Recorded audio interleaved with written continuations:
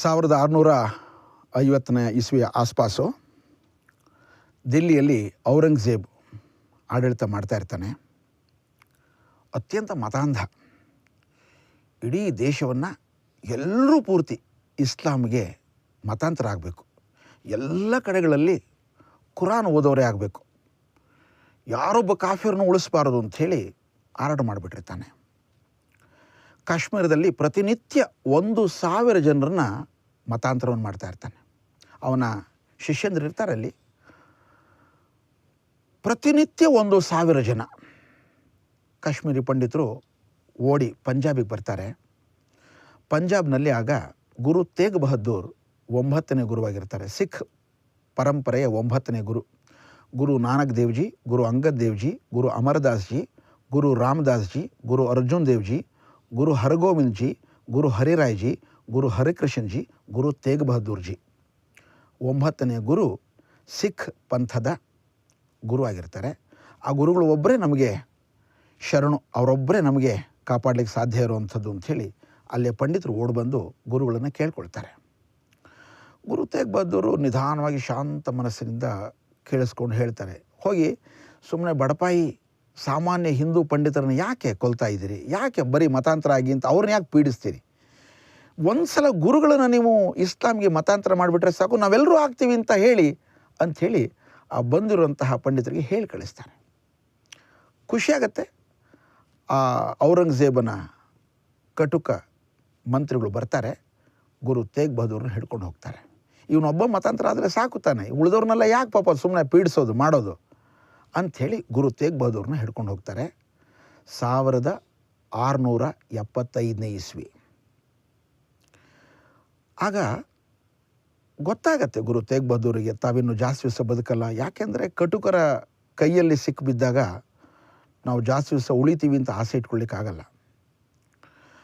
ಮಗ ಗುರು ಗೋವಿಂದರಾಯ ಅವನ್ನ ಕರೆದು ತೊಡೆ ಮೇಲೆ ಕೂರಿಸ್ಕೊಂಡು, ನೋಡಪ್ಪ, ಈಗ ಒಬ್ಬ ದೊಡ್ಡ ಬಲಿದಾನವನ್ನು ಮಾಡಬೇಕಾಗತ್ತೆ, ನಮ್ಮ ಧರ್ಮದ ರಕ್ಷಣೆಗೋಸ್ಕರ, ಸಮಾಜದ ಉಳಿವಿಗೋಸ್ಕರ. ಅಪ್ಪ, ನಿಮಗಿಂತ ಇನ್ಯಾರು ದೊಡ್ಡವರಿದ್ದಾರೆ? ಪುಟ್ಟ ಬಾಲಕ ಪ್ರಶ್ನೆ ಕೇಳೇ ಬಿಡ್ತಾರೆ. ಗುರು ತೇಗ್ ಬಹದ್ದೂರ್ ಮನಸ್ಸಲ್ಲಿರುತ್ತೆ ತಾವೇ ಹೋಗಬೇಕು ಅಂತ. ಮಗನ ಬಾಯಲ್ಲೂ ಇದೇ ಬಂತು ಅಂತಂದಮೇಲೆ, ಮಗು, ನಾನಂತೂ ಹೋಗ್ತಾ ಇದ್ದೀನಿ, ಆದರೆ ಈ ಧರ್ಮದ ರಕ್ಷಣೆಯನ್ನು ಮಾಡೋದಕ್ಕೋಸ್ಕರ ತಲೆಯನ್ನು ಕೊಡಲಿಕ್ಕೆ ಸಿದ್ಧರಾಗಬೇಕು.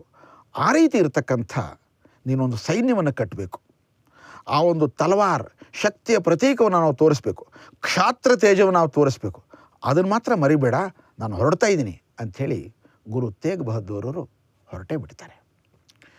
ದೆಹಲಿಯ ಚಾಂದನಿ ಚೌಕ್ 1675ನೇ ಇಸ್ವಿನಲ್ಲಿ ಗುರು ತೇಗ್ ಬಹದ್ದೂರರ ಬಲಿದಾನ ಆಗುತ್ತೆ. ತಲೆಯನ್ನು ಕಡಿತಾರೆ. ಅದರಲ್ಲಿ ಒಂದು ಸಣ್ಣ ಚೀಟಿ ಇರುತ್ತೆ, ಶೀಶ್ ದಿಯಾ ಪರ ಶಿರಡ ನಹಿ ದಿಯಾ. ನಾನು ತಲೆಯನ್ನು ಕೊಟ್ಟೇನು, ಆದರೆ ಧರ್ಮವನ್ನು ಬಿಡೋದಿಲ್ಲ, ನಂಬಿಕೆಯನ್ನು ಬಿಡೋದಿಲ್ಲ. ಆ ಪುಟ್ಟ ಬಾಲಕ ಗೋವಿಂದರಾಯನ ಮನಸ್ಸಿನಲ್ಲಿ ಅದು ಅಚ್ಚಳಿದಂತೆ ಉಳಿದಿತ್ತು. ಅಪ್ಪನಿಗೆ ನಾನಾಗಿ ನಾನು ಆ ಔರಂಗಜೇಬನ ವಧಾಸ್ಥಾನಕ್ಕೆ ಕಳಿಸೋ ಹಾಗೆ ಮಾಡಿಬಿಟ್ನಲ್ಲ ಅಂತ ನಿಧಾನವಾಗಿ ಗೋವಿಂದರಾಯ ಬೆಳೀತಾ ಹೋದ.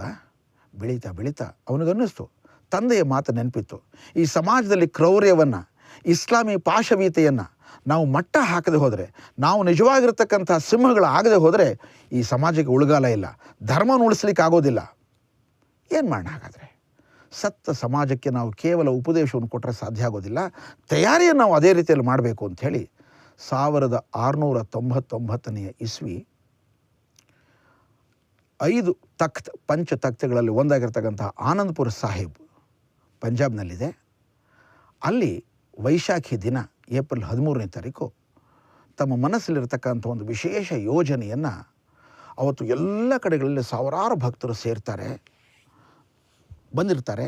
ಆನಂದ್ಪುರ ಸಾಹಿಬ್ನಲ್ಲಿ ಎಲ್ಲ ಸೇರಿದಾಗ ಅವ್ರ ಮನಸ್ಸಿನಲ್ಲಿ ಒಂದು ವಿಶೇಷವಾದಂಥ ಯೋಜನೆ ಇತ್ತು. ನಾವಿನ್ನೂ ಈ ಒಂದು ಪಾಶವೀತೆಯನ್ನು ತಡ್ಕೊಳ್ಳಿಕ್ಕೆ ಸಾಧ್ಯ ಇಲ್ಲ, ನಾವು ನಮ್ಮ ಸಮಾಜವನ್ನು ರಕ್ಷಣೆ ಮಾಡಲೇಬೇಕು, ಮನೆಗಳಿಂದಲೂ ಕೂಡ ಒಬ್ಬ ಯೋಧ ಬರಬೇಕು ಅಂತ ಅನ್ನಿಸ್ತು. ದೊಡ್ಡ ಪೆಂಡಲ್ ಹಾಕಿದ್ದಾರೆ. ಪೆಂಡಲ್ ಮುಂದೆ ಮಾತಾಡಿದ್ರೆ ಎಲ್ರಿಗೂ ಕೇಳೋ ರೀತಿಯಲ್ಲಿ ಇರ್ತಾ ಇತ್ತು.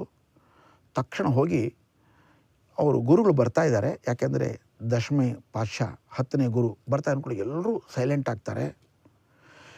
ಎಲ್ಲರೂ ಒಂದು ನಿಮಿಷ ಕೇಳಿಸ್ಕೊಳ್ಳಿ, ಯಾರೂ ಕೂಡ ಧರ್ಮವನ್ನು ಬಿಡಬಾರ್ದು ಅಂತಂದರೆ ನಮ್ಮ ಧರ್ಮವನ್ನು ಉಳಿಸ್ಕೊಳ್ಬೇಕು, ಸಮಾಜವನ್ನು ಗಟ್ಟಿ ಮಾಡಬೇಕು. ಅದಕ್ಕೋಸ್ಕರವಾಗಿ ಮುಂದೆ ಏನು ಹೇಳ್ತಾರೆ ಎಲ್ಲ ಕೇಳ್ತಾ ಇದ್ದರು. ಧರ್ಮಕ್ಕೋಸ್ಕರ ಯಾವುದೇ ತ್ಯಾಗ ಬಲಿದಾನಕ್ಕೆ ನೀವೆಲ್ಲರೂ ಕೂಡ ಸಿದ್ಧರಾಗಿದ್ದೀರಾ? ಎಲ್ಲ ಹೌದು ಅಂತಂತ ಇದ್ದರು. ತಕ್ಷಣ ತಮ್ಮ ಹೊರೆಯಲ್ಲಿರುವಂಥ ಖಡ್ಗವನ್ನು ತೆಗೆದರು. ಹಾಗಾದರೆ ಬನ್ನಿ, ಧರ್ಮದ ರಕ್ಷಣೆಗೋಸ್ಕರ ಯಾರು ಸಿದ್ಧರಿದ್ದೀರಿ? ಇವತ್ತು ದುರ್ಗೆ, ಕಾಳಿ, ಚಾಮುಂಡಿ ಇವತ್ತೊಂದು ಧರ್ಮಕ್ಕೋಸ್ಕರ ತಲೆಯನ್ನು ಕೇಳ್ತಾ ಇದ್ದಾಳೆ, ಬನ್ನಿ ಹಾಗಾದರೆ ಅಂತ ಕೇಳಿದ ಕೂಡಲೇ ಎಲ್ಲರೂ ತಲೆ ತೆಗೆಸ್ಕೊಂಡ್ರು. ಯಾರೂ ಹೇಳೋಕ್ಕಾಗಲಿಲ್ಲ. ಆದರೆ ಒಬ್ಬ ಇದ್ದ, ಅವನು ಲಾಹೋರಿಂದ ಬರ್ತಾ ಇದ್ದ, ದಯಾರಾಮ್ ಅಂಥೇಳಿ. ಗುರುಗಳೇ, ನಾನು ಸಿದ್ಧ ಇದ್ದೀನಿ. ತಕ್ಷಣ ಪರದೆ ಹಾಕಿರ್ತಾರಲ್ಲ ಹಿಂದ್ಗಡೆಯಲ್ಲಿ ಕರ್ಕೊಂಡೋಗಿ ಕಚಕ್ ಅಂಥೇಳಿ ಶಬ್ದ, ಎಲ್ರಿಗೂ ಶಬ್ದ ಕೇಳಿಸ್ತಾ ಇದೆ. ಆ ತಲವಾರಿನಲ್ಲಿ ರಕ್ತ ಸುರಿತಾ ಇದೆ. ಇಲ್ಲ, ನನ್ನ ಚಂಡಿ ಚಾಮುಂಡಿಗೆ ಒಂದು ತಲೆ ಸಾಕಾಗಿಲ್ಲ, ಇನ್ನೊಂದು ಬೇಕು. ಯಾರಿದ್ದೀರಿ? ಯಾರು ಇಲ್ವಾ? ಮತ್ತು ಎಲ್ಲರೂ ತಲೆ ಕೆಳಗಡೆ ಮಾಡಿಕೊಂಡ್ರು. ತಕ್ಷಣ ಬಂದ ಧರ್ಮದಾಸ್ ಅಂಥೇಳಿ. ಅವನು ಬಂದ, ದೆಹಲಿಯಿಂದ ನಾನಿದ್ದೀನಿ ಸ್ವಾಮಿ, ತಗೊಳ್ಳಿ, ನನ್ನ ತಲೆ ನಿಮಗೋಸ್ಕರ ಸಿದ್ಧವಾಗಿದೆ. ಮತ್ತಿನ್ನೊಂದು ಸರಿ ಪರದೆ ಹಿಂದ್ಗಡೆ ಕರ್ಕೊಂಡೋದ್ರು. ಮತ್ತೆ ಕಚಕ್ ಶಬ್ದ, ರಕ್ತ ಸುರಿತಾ ಇದೆ. ಎಲ್ಲರ ಇಡೀ ಸಭೆಯಲ್ಲಿ ಮೌನ. ಕೆಲವರಿಗೆಲ್ಲ ಏನಪ್ಪ ಗುರುಗಳಿಗೆ ತಲೆ ಕೆಟ್ಟಿದೆಯಾ ಅಂತ ಹಿಂದ್ಗಡೆ ಇರಲ್ಲ ವಾಪಸ್ ಓಡೋಕೆ ಶುರು ಮಾಡಿದ್ರು. ಎಲ್ಲರೂ ತಲೆ ತಗ್ಗಿಸಿ ನಿಂತುಬಿಟ್ಟಿದ್ದಾರೆ. ಏನು ಮಾಡೋದು, ಸಾಧ್ಯನೇ ಇಲ್ವಲ್ಲ. ಪುರಿಯಿಂದ ಒಬ್ಬ ಬಂದ, ಪೂರ್ವದಿಂದ, ಹಿಮ್ಮತ್ ರಾಯ್ ಅಂತ ಅವನ ಹೆಸರು. ಗುರುಗಳೇ, ನಾನು ಧರ್ಮಕ್ಕೋಸ್ಕರ ತಲೆಯನ್ನು ಕೊಡಲಿಕ್ಕೆ ಸಿದ್ಧ ಇದ್ದೀನಿ. ಮತ್ತೆ ಸೇಮ್ ಅದೇ ಥರ ಆ ಇಬ್ಬರನ್ನ ಕಡಿದಂತೆಯೇ ಹಿಂದ್ಗಡೆಯಲ್ಲಿ ಮತ್ತಿನ್ನೊಂದ್ಸರಿ ಕಚಕ್ ಶಬ್ದ. ಇಲ್ಲ, ನನ್ನ ದುರ್ಗೆ, ಕಾಳಿಗೆ, ಚಂಡಿ, ಚಾಮುಂಡಿಗೆ 3 ತಲೆ ಸಾಕಾಗಿಲ್ಲ, ಇನ್ನೂ ಒಂದು ಬೇಕು, ಬನ್ನಿ, ಯಾರಿದ್ದೀರಿ? ಎಲ್ಲರೂ ತಲೆ ಕೆಳಗೆ ಹಾಕಿದ್ದಾರೆ. ಯಾರು ಬರ್ತಾರೆ? ಸಾಧ್ಯನೇ ಇಲ್ವಲ್ಲ. ಒಬ್ಬ ಪೂರ್ವದಿಂದ ಆದರೆ ಪಶ್ಚಿಮದ ದ್ವಾರಕೆಯಿಂದ ಮಹುಕುಮ್ ಚಂದ್ ಅಂಥೇಳಿ ಅವನು ಬಂದ. ನೋಡಿ, ಎಲ್ಲ ಕಡೆಗಳಿಂದ ಆಯಿತು. ಲಾಹೋರ್ನಿಂದ ಆಯಿತು, ದೆಹಲಿಯಿಂದ ಆಯಿತು, ಪುರಿಯಿಂದ ಆಯಿತು, ಈ ಕಡೆ ದ್ವಾರಕೆಯಿಂದ. ನಾನು ಸಿದ್ಧ ಇದ್ದೀನಿ. ಇಡೀ ದೇಶದ ಎಲ್ಲ ಕಡೆಗಳಿಂದ ಹೋಗ್ತಾಯಿದ್ರು, ಗುರುಗಳ ದರ್ಶನಕ್ಕೋಸ್ಕರ ಹೋಗ್ತಾಯಿದ್ರು. ಅಂಥ ಒಂದು ಪವಿತ್ರ ವೈಶಾಖಿ ದಿವಸ 4ನೇ ತಲೆ ಹಿಂದ್ಗಡೆ ಕರ್ಕೊಂಡೋದ್ರು. ಮತ್ತೆ ಕಚಕ್ ಶಬ್ದ. ಇಲ್ಲ, ಇನ್ನೂ ಒಂದು ರಕ್ತ ಬೇಕು, ನನಗೆ ದೇವಿಗೆ 2 ರಕ್ತ ಸಾಕಾಗಿಲ್ಲ, ಇನ್ಯಾರಿದ್ದೀರಿ? ಕತ್ತಿಯನ್ನು ಝಳಪಿಸ್ತಾ ಇದ್ದಾರೆ. ಯಾರೂ ಸಿದ್ಧ ಇಲ್ಲ. ಎಲ್ಲರೂ ತಲೆ ಕೆಳಗೆ ಹಾಕ್ಕೊಂಡ್ಬಿಟ್ಟಿದ್ದಾರೆ. ನಮ್ಮ ಕರ್ನಾಟಕದ ಬೀದರ್ನಿಂದ ಕೂಡ ನಾನಕ್ ಝೀರಾ ಅಂಥೇಳಿ ಪವಿತ್ರವಾಗಿರ್ತಕ್ಕಂಥ ಗುರು ನಾನಕ್ ದೇವ್ಜಿ ಕಾಲಿಟ್ಟಿರುವಂಥ ಜಾಗ, ಅಲ್ಲಿಂದ ಕೂಡ ಒಬ್ಬ ತಲೆ ಕೆಳಗೆ ಇಟ್ಕೊಂಡಂಥವ್ನು ಬಂದ. ತಲೆ ಎತ್ತಿ, ನಾನಿದ್ದೀನಿ ಗುರುಗಳೇ, ಸಾಹಿಬ್ ಚಂದ್, ನಿಮಗೋಸ್ಕರವಾಗಿ ನನ್ನ ತಲೆ ಸಿದ್ಧವಾಗಿದೆ. ಅವನನ್ನು ಹಿಂದ್ಗಡೆ ಕರ್ಕೊಂಡು ಹೋದರು. ಅವನ ತಲೆಯನ್ನು ಕಡಿದ್ರು. 5 ಜನರನ್ನು ಪೂರ್ತಿ ರಕ್ತ ಬಿಡಿಸ್ತಾ ಇದ್ದಂತೆ ಮುಂದೆ ಬಂದು, ಈಗ ನನ್ನ ಖಡ್ಗ ಶಾಂತವಾಗಿದೆ ಅಂಥೇಳಿ ಹಿಂದ್ಗಡೆಯಿಂದ ಕರ್ಕೊಂಡು ಆ 5 ಜನರನ್ನು ನೇರವಾಗಿ ನಿಲ್ಲಿಸ್ಬಿಡ್ತಾರೆ. ಎಲ್ಲರೂ ಏನಿದು ಆಶ್ಚರ್ಯ, ನಮ್ಮ ಕಣ್ಣೆದುರಿನಲ್ಲೇ ತಲೆಯನ್ನು ಕಡಿದ್ರು, ಮತ್ತಿನ್ನೊಂದು ಸರಿ ಒಂದು ಮಾಡಿಬಿಟ್ರಲ್ಲ, ಇದು ಹೇಗೆ ಸಾಧ್ಯ ಆಯಿತು? ಗುರು ಗೋವಿಂದ್ ಸಿಂಗ್ ಹೇಳಿದರು. ಗುರು ಗೋವಿಂದ್ ರಾಯ್ ಅವರ ಸಿಂಗ್ ಆಗಿರಲಿಲ್ಲ. ನೀವು 5 ಜನ ಪಂಚ ಪ್ಯಾರೆಗಳು, ಧರ್ಮಕ್ಕೋಸ್ಕರವಾಗಿ ನೀವು ನಿಮ್ಮ ಪ್ರಾಣವನ್ನು ಬಲಿದಾನ ಮಾಡಲಿಕ್ಕೋಸ್ಕರ ಸಿದ್ಧರಾಗಿದ್ದೀರಿ. ನನ್ನ ಗುರು ಗೋವಿಂದ ರಾಯ್ ಅಂತಿರುವಂಥವ್ರನ್ನ ನನ್ನನ್ನು ಕೂಡ ಸಿಂಗ್ ಮಾಡಿ ಅಂತ ಕೇಳಿಕೊಂಡ್ರು. ಅವಾಗ ಹೇಳಿದರು, ನಾವು ಒಂದೊಂದು ತಲೆಯನ್ನು ಕೊಟ್ಟಿದ್ದೀವಿ, ನೀವು ಗುರುಗಳು, ನೀವು ಜಾಸ್ತಿ ಕೊಡಬೇಕಲ್ವಾ, ನೀವೇನು ಕೊಡ್ತೀರಿ? ಗುರು ಗೋವಿಂದ್ ಸಿಂಗ್ ಹೇಳಿದರು, ಸರ್ವಂಶದಿ ದುಂಗ, ನಾನು ಇಡೀ ಸರ್ವಸ್ವವನ್ನು ನಾನು ನಿಮಗೆ ಕೊಡ್ತೀನಿ. ಹಾಗೆ ನಡ್ಕೊಂಡ್ರು. ಅಮೃತವನ್ನು ತಯಾರು ಮಾಡಿದರು. ಆ ಕೃಪಾಣದಲ್ಲಿ ನೀರನ್ನು ಪವಿತ್ರವಾಗಿರುವಂಥ ಮಾಡಿದರು. ಎಲ್ಲರಿಗೂ ಕೂಡ ಅಮೃತವನ್ನು ಕೊಟ್ಟರು. ಇವತ್ತಿನಿಂದ ಸಿಂಗ್ ಅಂತ ಆಗಬೇಕು. ಖಾಲ್ಸಾ ಪಂಥವನ್ನು ಇವತ್ತಿನ ದಿವಸ ನಾವು ಶುರು ಮಾಡ್ತಾಯಿದ್ವಿ. ಪವಿತ್ರವಾಗಿರುವಂಥದ್ದು. 1.25 लाख से एक ಲಡಾವು ತಭಿ ಗುರು ಗೋವಿಂದ ಸಿಂಗ್ ಕಹಲಾವು ಚಿಡಿಯೋಂಕೊಮ್ಮೆ ಬಾಜು ಬನಾವು ಅಂತ ಹೇಳಿದರು. ಒಂದು ಸಾಮಾನ್ಯವಾಗಿರ್ತಕ್ಕಂಥ ಪುಟ್ಟ ಹಕ್ಕಿ ಗುಬ್ಬಿಗಳನ್ನು ನಾನು ಗಿಡಗನನ್ನಾಗಿ ಮಾಡ್ತೀನಿ. ಆ ಒಂದು ಇಸ್ಲಾಮನ ಮತಾಂತರ ಒಂದು ಇದನ್ನು ನಾನು ತಡೆಗಟ್ತೀನಿ. ನಮ್ಮ ಧರ್ಮದ ರಕ್ಷಣೆಗೋಸ್ಕರ ಎಲ್ಲರೂ ಸಿದ್ಧ ಆಗಬೇಕು. ಗುರು ಗೋವಿಂದ್ ಸಿಂಗ್ ಹೀಗೆ 1699ನೇ ಇಸ್ವಿನಲ್ಲಿ ಆವತ್ತಿನಿಂದ ಮುಂದಕ್ಕೆ ಸಿಂಗ್ ಅನ್ನುವಂಥ ಹೆಸರನ್ನ ಸೇರಿಸ್ಕೊಳ್ತಾ ಶುರು ಮಾಡಿದರು. ಹೀಗೆ ಆ ಹೇಳಿದ ಮಾತಿನಂತೆ ಅಜಿತ್ ಸಿಂಗ್, ಜುಝಾರ್ ಸಿಂಗ್ ಅವರಿಬ್ಬರು ಕೂಡ ಚಮ್ಕೋರ್ ಯುದ್ಧದಲ್ಲಿ ಪ್ರಾಣ ಬಿಟ್ಟರು. ಜೋರಾವರ್ ಸಿಂಗ್, ಫತೇ ಸಿಂಗ್ ಅವರಿಬ್ಬರೂ ಕೂಡ 1705ನೇ ಇಸ್ವಿ. ಯಾಕೆಂತಂದರೆ 1675ರಲ್ಲಿ ಗುರು ತೇಗ್ ಬಹದ್ದೂರ್, 1699ರಲ್ಲಿ ಖಾಲ್ಸಾ ಪಂಥದ ಸ್ಥಾಪನೆ.